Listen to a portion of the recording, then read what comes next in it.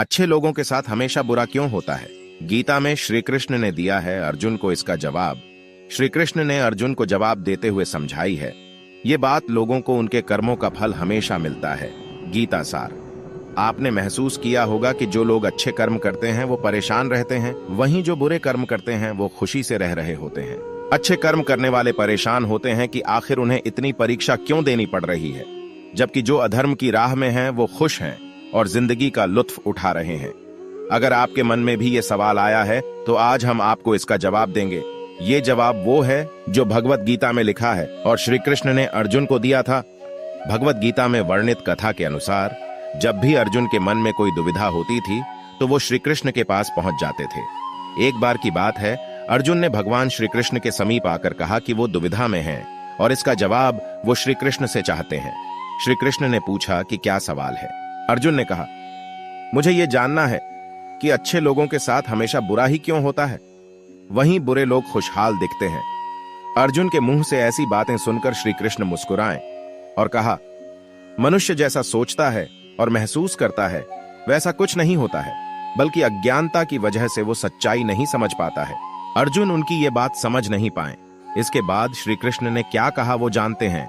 श्री कृष्ण ने अर्जुन से कहा, पार्थ, मैं तुम्हें एक कथा सुनाता हूं, उसे सुनकर तुम समझ जाओगे कि हर प्राणी को उसके कर्म के हिसाब से ही फल मिलता है। प्रकृति हर किसी को अपनी राह चुनने का मौका देती है। अब वो मनुष्य की इच्छा पर निर्भर करता है कि उसे धर्म की राह चुननी है या अधर्म की। कथा शुरू करते हुए श्री कृष्ण ने कहा, एक नगर में दो पुरुष रहा करते थे। एक पुरुष व्यापारी था जिसके जीवन में धर्म की बहुत महत्ता थी। वो पूजा पाठ में यकीन रखता था। वो हर रोज मंदिर जाता था और दान धर्म भी करता था और हर रोज भगवान की पूजा करता था।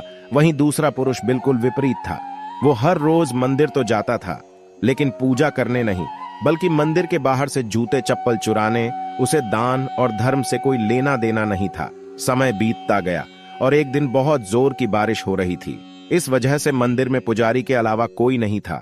ये बात जब दूसरे पुरुष को पता चली तो उसने कहा कि ये सही मौका है मंदिर का धन चुराने का।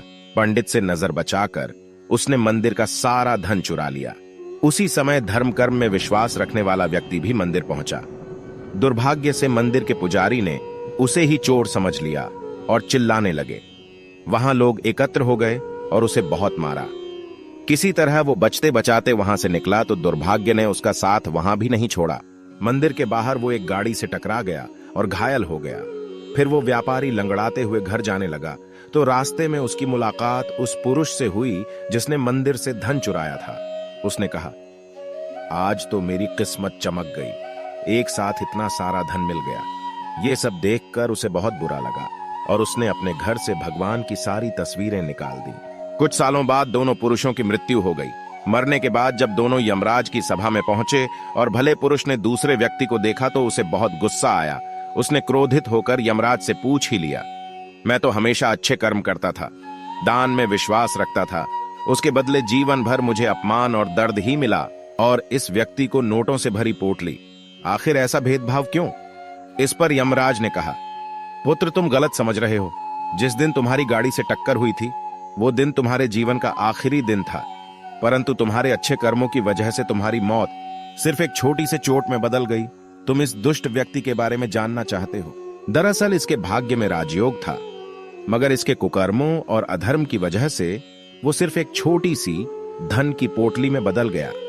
कथा सुनाने के बाद श्री कृष्ण अर्जुन से कहते हैं, पार्थ, क्या अब तुम्हें तुम्हारे सवाल का जवाब मिल गया? ऐसा सोचना कि भगवान तुम्हारे कर्मों को नजरअंदाज कर रहे हैं, ये बिल्कुल भी सत्य नहीं है। भगवान हमें कब क्या किस रूप में दे रहा है मनुष्य को समझ में नहीं आता है, मगर आप अच्छे कर्म करते रहें तो भगवान की कृपा हमेशा बनी रहती है। इसलिए अपने अच्छे कर्मों को बदलना नहीं चाहिए, क्योंकि उसका फल हमें इसी जीवन में मिलता है। इसलिए मनुष्य का फर्ज है कि वो हमेशा अच्छे कर्म करते रहें, क्योंकि श्री कृष्ण ने गीता में भी बताया है कि किसी के द्वारा किया गया कर्म बेकार नहीं जाता है, चाहे वो अच्छा हो या बुरा। प्रिय दर्शकों, नमस्कार। हम आपके लिए ऐसे ही ज्ञानवर्धक और रोचक वीडियो लाते रहते हैं ताकि आपको सही और उपयोगी जानकारी मिल सके। अगर आपको हमारा यह वीडियो पसंद आया हो तो कृपया इसे लाइक, कमेंट और शेयर करना न भूलें ताकि यह महत्वपूर्ण जानकारी ज़्यादा से ज़्यादा लोगों तक पहुंच सके। हमारा उद्देश्य है कि हम आपको धार्मिक, ऐतिहासिक, वैज्ञानिक और सामाजिक विषयों पर प्रामाणिक और उपयोगी जानकारी प्रदान करें। इसी तरह हम आगे भी नए और रोचक विषयों पर वीडियो बनाते रहेंगे। आपके प्रश्न, सुझाव और प्रतिक्रियाएं हमारे लिए बहुत महत्वपूर्ण हैं, इसलिए कमेंट सेक्शन में अपनी राय जरूर दें। अगर आप हमारी इस जानकारीपूर्ण यात्रा का हिस्सा बनना चाहते हैं तो हमारे चैनल को सब्सक्राइब करें और बेल आइकन दबाएं ताकि आपको हमारे आने वाले हर नए वीडियो की सूचना सबसे पहले मिले। आपका समर्थन और प्यार हमें प्रेरित करता है कि हम और भी बेहतर और ज्ञानवर्धक वीडियो आपके लिए लाते रहें। आपका बहुमूल्य समय देने के लिए धन्यवाद। हम फिर मिलेंगे एक नए और रोचक विषय के साथ। तब तक के लिए धन्यवाद। जय हिंद, जय भारत, वंदे मातरम।